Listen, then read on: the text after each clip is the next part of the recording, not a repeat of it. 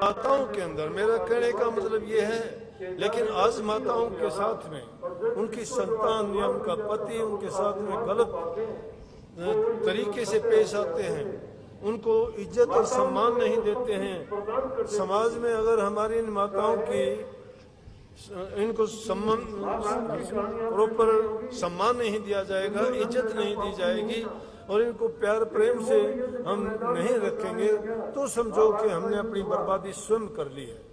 यही माता जब घर में कोई भी बात होती है, जब भी युद्ध मैदान में वीर लड़ने के लिए जाते थे, माताएं अपने पुत्र को आशीर्वाद देती थी कि जा बेटा विजय होके आना, और जब जिसको जो आशीर्वाद मिल जाता था उस आशीर्वाद को पाके वो युद्ध में फतेह होके आते थे।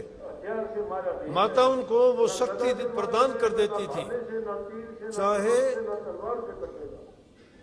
महाभारत की कहानी आपने सुनी होगी, और जब युद्ध में जाने लगा तो बिल्कुल नंगा होकर जब जाने लगा, श्री कृष्ण जी को पता कि ये बात है। कृष्ण जी उसको रास्ते में योजना अनुसार रास्ते में मिले करने लगे, दुर्योधन कहाँ चले, कहाँ जा रहा है इस प्रकार से नंगा होके, कि माता ने मुझे कहा था वो मुझे एक बार दृष्टि डालेगी तो मेरा शरीर बंजर का हो जाएगा। दृष्टि डालेगी, आप भी ध्यान। दुर्योधन जैसा पापी नहीं था, लेकिन वो भी युद्ध के मैदान में सुमन जबान से करते हो, ध्यान दृष्टि का करते हो और मनन और चिंतन नाम का करते हो।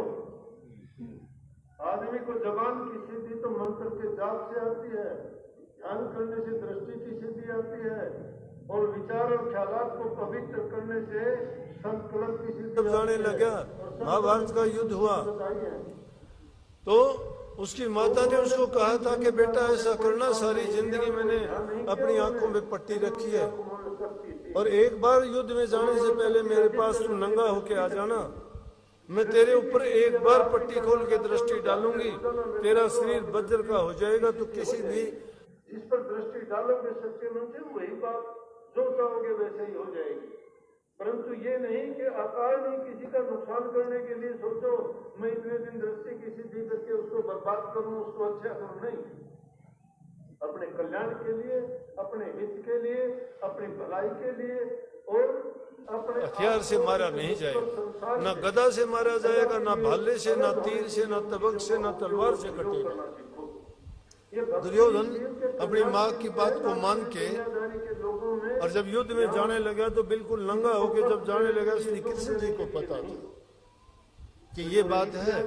कृष्ण जी उसको रास्ते में योजना अनुसार रास्ते में मिले करने लगे, दुर्योधन कहाँ चले, कहाँ जा रहा है इस प्रकार से नंगा होके, कि माता ने मुझे कहा था वो मुझे एक बार दृष्टि डालेगी तो मेरा शरीर वज्र का हो जाएगा।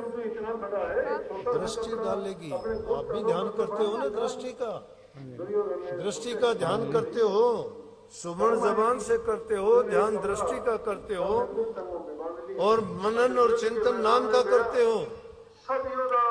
आदमी को जबान की सिद्धि तो मंत्र के जाप से आती है, ध्यान करने से दृष्टि की सिद्धि आती है और विचार और ख्यालात को पवित्र करने से संकल्प की सिद्धि आती है।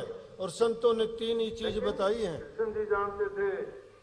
तो उन्होंने पूरी जिंदगी आंखों से कोई काम नहीं लिया, कोई ध्यान नहीं किया उन्होंने, लेकिन उनकी आंखों में शक्ति थी, उन्होंने वो शक्ति अर्जित कर रखी, दृष्टि शक्ति।